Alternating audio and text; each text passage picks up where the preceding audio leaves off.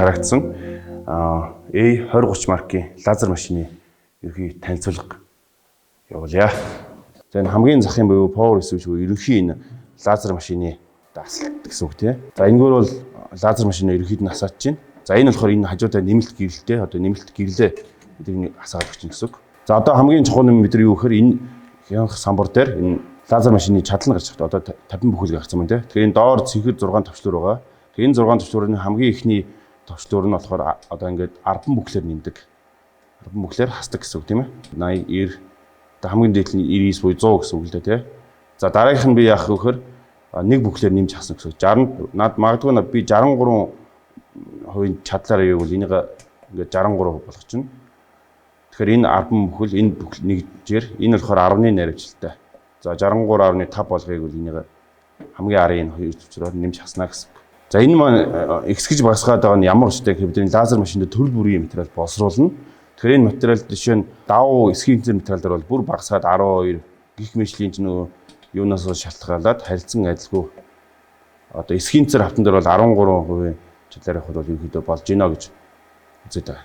Тэгэхээр тэндээ тохируулж өдр материал болон тухайн бэлтцээс шалтгаалаад энийхээ чадлыг эсгэж багасгаж байна гэсэн. За энэ улаан төвчлөр болохоор энэ лазер машины тест хийх төвчлөр байгаа. Одоо би энэ төвчлөрийг дарахаар энэ дээр лазер машин маань өөрөө тест хийх ёстой. Одоо ингээд энэ дээрээ түлээд одоо яг тухайн цэгээ харуулж гэсэн үг тийм. Тэгээ энэгээр тестлээд би одоо яг эхлэлийн цэгээ хаана байх вэ гэдгийг энэ тестийн төвчлөр олдог гэсэн.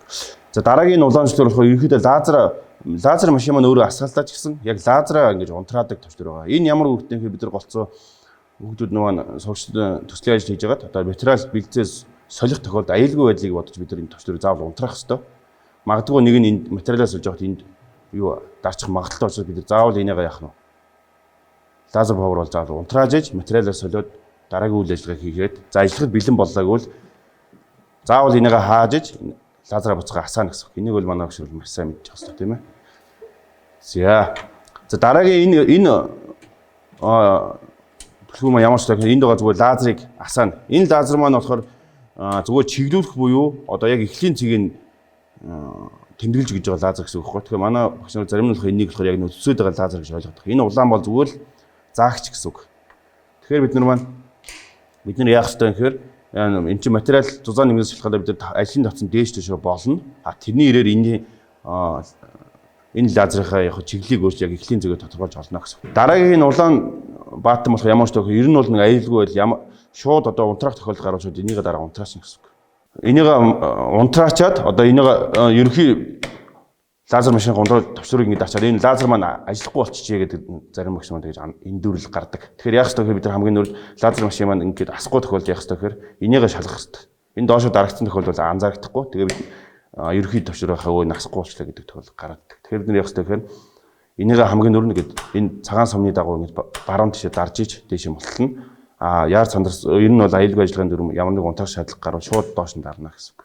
За энэ дээр бол хоёр температур мэдрэгч байгаа. За эхний дээдлийнх нь бол усны температурыг заа. За энэ болохоор энэ лазер машины маань тэжээлийн блокийн одоо температурыг мэдрэгч байгаа. Лазер машины маань артлын хэсэгт бол ийм харагдаж байгаа. Тэгэхээр хамгийн түрүү бид нар яах ёстой гэхээр за энд байгаа гарч ирсэн одоо даачгүй мэдрэгч бол энэ бол одоо хөргөлтийн систем буюу усанд хийх ёстой мэдрэгч байгаа. Бид нар түрүү яасан хоёр дэлгэцний дээдлийнх нь одоо мэдрэгч энд байна гэсэн. Тэгэхээр нэг бид нар яах ёстой гэхээр хувинтай усны дотор заавал хийж өгнө гэсэн. За ард нь хоёр ийм цагаан шаланг байгаа. Нэг нь input, нэг нь output буюу оролт гаралт. Тэгэхээр input гэсэн хэрэгтээр бид нар энэ моторны ноцоосныхаа энэ хэсгийг залгаж өгөх ёстой. За тэгээ ингээд холбогдсон тохиолдолд бид нар яах ёстой энэ ноцоосоо энэ хувинтай усны дотор бүр хийх ёстой. Тэгэхээр энэ хувинтай ус маань өөрөө ноцоосоо бүр ингээд далж явах ёстой.